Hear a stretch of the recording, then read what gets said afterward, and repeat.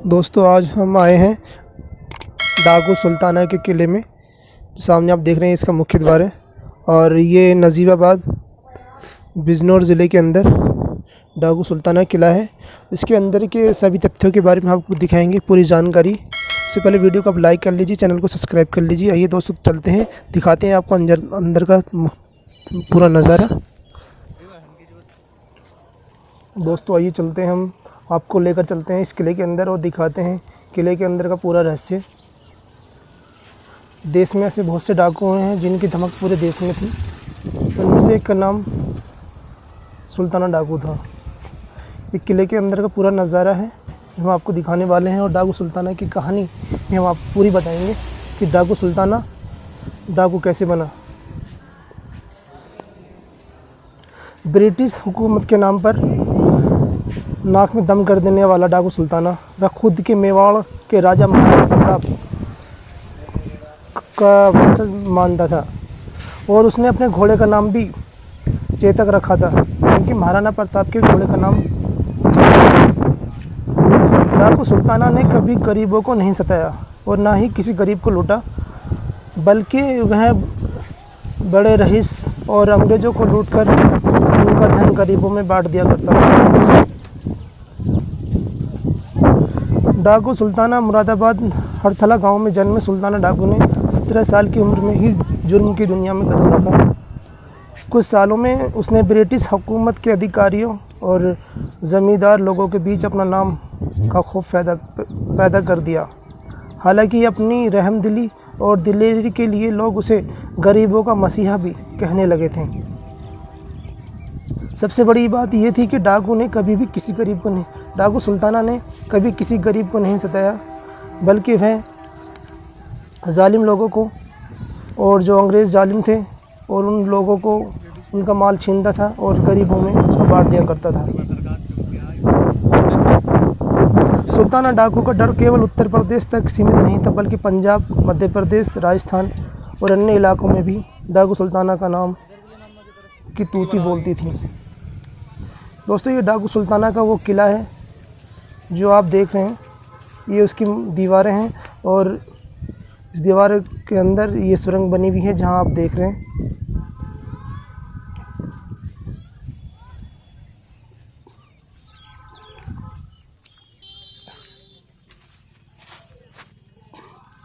जब भी किसी काम के लिए डाकू सुल्ताना उससे चंदा मांगा गया तो उसने पैसों से मदद के लिए उसे रॉबिन हुड का तमगा मिला था। सुल्ताना के गिरोह में करीब 100 डकैत शामिल थे, जिन्हें पकड़ने के लिए कई बार अंग्रेज़ अफसरों ने प्रयास किए थे। डाकू सुल्ताना को पकड़ने के लिए अंग्रेज़ों ने एडी चोटी का जोड़ लगा दिया था, लेकिन डाकू सुल्ताना कभी उनके हाथ में नहीं आया। हालांकि सुल्ताना डाकू ने नज़ीबाबाद में एक वीरान पड़े किले को अपना गुप्त ठिकाना बनाया था।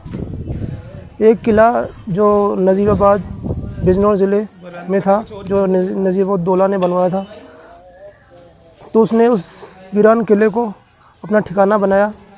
उस दौरान अंग्रेज़ भी नैनीताल में अधिकतर वक्त गुजारा करते थे।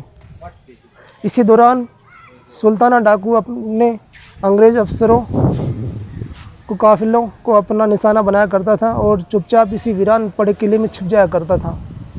दोस्तों ये वही किला है जब डाकू सुल्ताना अंग्रेज़ों को लूटता था और इस किले में आकर वो छुप जाया करता था। इस किले में उसने ऐसी ऐसी रहस्य चीज़ें बना रखी हैं जो गुप्त हैं, और इन किलों के अंदर जहाँ को हम आपको लेकर जा रहे हैं ये सीढ़ियाँ हैं। और दोस्तों इन सीढ़ियों के ऊपर जो डाकू सुल्ताना है, इन सीढ़ियों में डाकू सुल्ताना के घोड़े चेतक के पैरों के निशान भी हैं।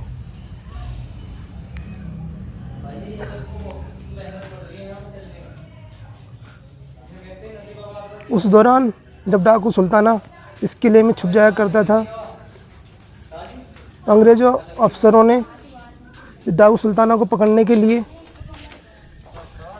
1921 में सुल्ताना का खौफ ऐसा था कि उसे पकड़ने के लिए अंग्रेज़ों ने 300 टुकड़ी की एक टीम बनाई थी। और दोस्तों इस किले की दीवार इतनी चौड़ी हैं, जैसे कि आप देख रहे हैं, कि इन पे एक गाड़ी आराम से चलाई जा सकती है। और ये किले के अंदर का पूरा ग्राउंड हालांकि सब अब लगभग 300 एकड़ का ये इसके अंदर का पार्क है। और दोस्तों ये है किले के अंदर जो सुरंग बनी हुई है, जैसे कि आप देख रहे हैं। किले के अंदर की सुरंग।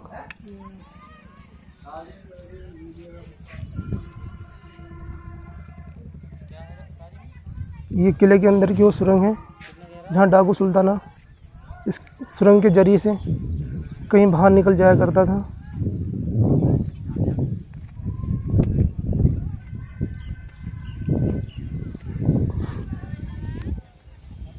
और ये पूरी की पूरी वो दीवार हैं जो इतनी मजबूत और इतनी आलीशान दीवार हैं कि इनको तोड़ना बहुत ही मुश्किल था। डाकू सुल्ताना इस किले के अंदर आकर अपने आप को सेफ रखता था और इस किले में पहुंचने के बाद डाकू सुल्ताना का कोई कुछ नहीं बिगाड़ सकता था। और इस किले में डाकू सुल्ताना ने इस तरह से छेद करवा रखे थे दीवारों में कि पीछे से उनमें बंदूक चलाने के और गोलाबारी करने के छिद्र हुए यहाँ पर मौजूद थे। और ये किला केवल के ऊपर मैं आपको लेकर आ चुका हूँ। जैसे कि आप देख रहे हैं ये वहाँ सीढ़ियाँ हैं। हालांकि कुछ भाग इस किले की जो दीवार है राइट साइड में आपको नज़र आ रही है, थोड़ी सी क्षतिग्रस्त हो चुकी है।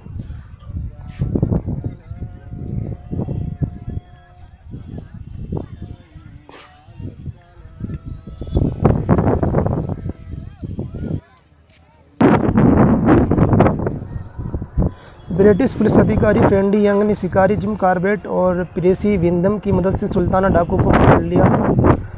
अंग्रेज़ अफसरों ने सन 1921 में सुल्ताना को ढूंढना शुरू किया था और करीब 2 साल बाद उसे कड़ी मुशक्क़त के बाद हरिद्वार में ज़िंदा पकड़ लिया था। इसके बाद ब्रिटिश सरकार ने उन्हें फांसी देने का आदेश दिया और उन्हें 8 जून 1924 को बरेली जेल में फांसी दे दी गई। दोस्तों ये जो आप देख रहे हैं ये किले का दूसरा द्वार है और मैं दिखा देता हूँ आपको। ये दीवारें हैं किले की और इनके अंदर देखो एक क्षेत्र के अंदर कितने छेद बनाए हुए हैं। ये गोलियां चलाने के यहाँ पर डाकू सुल्ताना के सैनिक जो इसके साथी थे वो रहा करते थे और इनमें वो अपने हथियारों को रखकर और बंदूक की नोक को किधर भी चलाया करते थे, जैसे कि आप देख रहे हैं। यानी कि एक छिद्र के अंदर एक भट्ट के अंदर यानी से किस तरह से इन्होंने बंदूक चलाने के निशान बना रखे हैं। और ऐसे दीवारों में बहुत सारे हैं, ये देखें आप। यानी कि यहाँ पर डाकू सुल्ताना एक महफूज तरीके से रहा करता था।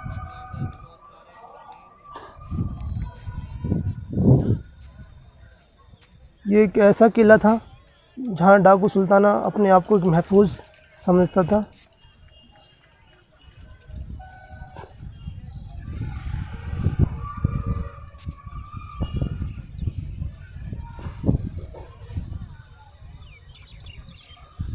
ये मैं आपको ले चलता हूँ थोड़ा किले के ऊपर और दिखाता हूँ दोस्तों किले का पूरा नज़ारा। ये वो सुरंग है जो मैंने अभी आपको दिखाई थी। थोड़ा सा और ऊपर लेके चलते हैं आपको। ये थोड़ा सा जो इसका किले का हिस्सा मुख्य द्वार है वो थोड़ा क्षतिग्रस्त हो चुका है। ये देखें आप, थोड़ा टूट चुकी है ये दीवार से। थोड़ा और ऊपर लेके चलते हैं दोस्तों आपको।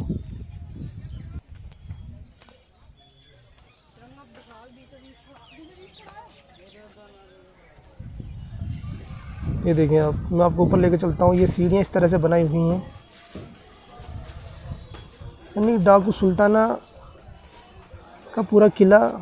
यदि आप कभी बिजनौर में आते हैं और बिजनौर में आने के बाद सबसे फेमस चीज़ नजीबाबाद के अंदर डाकू सुल्ताना का किला है। अगर आप बिजनौर आते हैं तो नजीबाबाद आकर एक किला ज़रूर देखिएगा।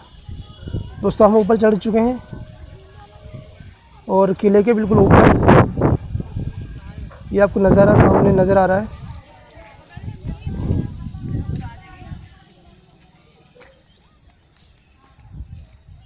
लोग यहाँ घूमने के लिए आते हैं और जैसा कि आप देख रहे हैं कि यहाँ पे औरतें बच्चे सभी आते हैं यहाँ देखने के लिए। ये देखें आप, ये किले के ऊपर जो गुम्बद की तरह दो बने हुए हैं। दोस्तों और दिखाते हैं पूरी जानकारी। देखिए पूरा मैदान है, लगभग 300 एकड़ के बारे में, एकड़ जंगल जो ग्राउंड इसके अंदर है डाकू सुल्ताना। और ये देखिए दीवारों के अंदर, पूरी दीवारों के अंदर छिद्र आपको मिलेंगे गन चलाने के लिए। किस तरह से उन्होंने छिद्र बनाए हुए हैं दीवारों में, ये देखिए आप। काफ़ी बहुत पुराना किला है दोस्तों ये। यदि आप, तो मैं आपको वो भी दिखाता हूँ जहाँ पर डाकू सुल्ताना के घोड़े के निशान हैं। ये वो सीढ़ियाँ हैं और ये दीवारें हैं, बहुत चौड़ी दीवारें हैं दोस्तों। इतनी चौड़ी दीवारें हैं कि इन पे एक गाड़ी आराम से चली जा सकती है। ये पूरे का पूरा ग्राउंड है इसका, किले के अंदर का। और यहाँ पर एक कुआं भी ऐसा मौजूद है जहाँ पर डाकू सुल्ताना माल लूट कर उस कुएं में डाल दिया करता था। आइए और थोड़ा नीचे ले चलते हैं अब आपको और दिखाते हैं आपको वो नज़ारा।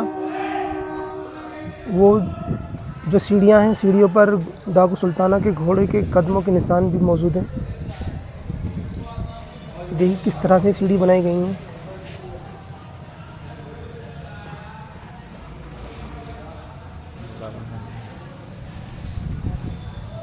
मैं आपको नीचे लेकर चलता हूँ।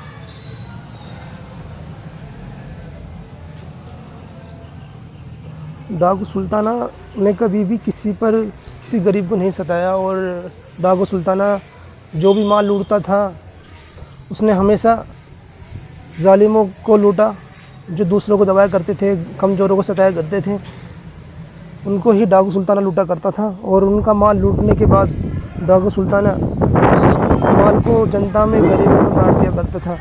इसलिए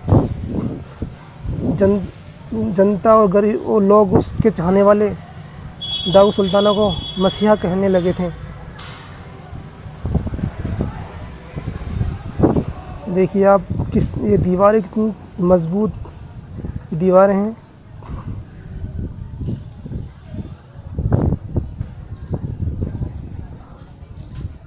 ये नजीबाबाद जो बिजनौर ज़िले, यूपी का ज़िला बिजनौर, उसके अंदर नजीबाबाद में ये डाकू सुल्ताना का किला है।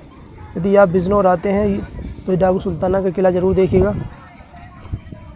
देखिए दोस्तों पूरा का पूरा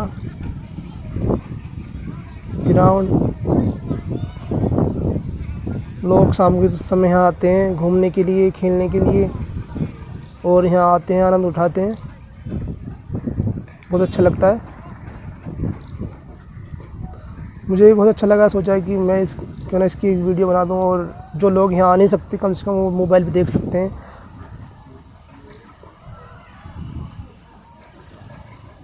मुझे तो बहुत अच्छा लगा दोस्तों। आपको कैसे लगा इस वीडियो को देखकर ज़रूर बताइएगा। आपकी जो भी कुछ कमेंट जरूर करिए, वीडियो को लाइक करिए और चैनल को सब्सक्राइब जरूर करिएगा। जय हिंद।